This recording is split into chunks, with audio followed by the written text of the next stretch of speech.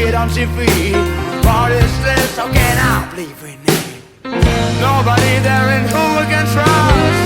Tell me please, who made this choice for us?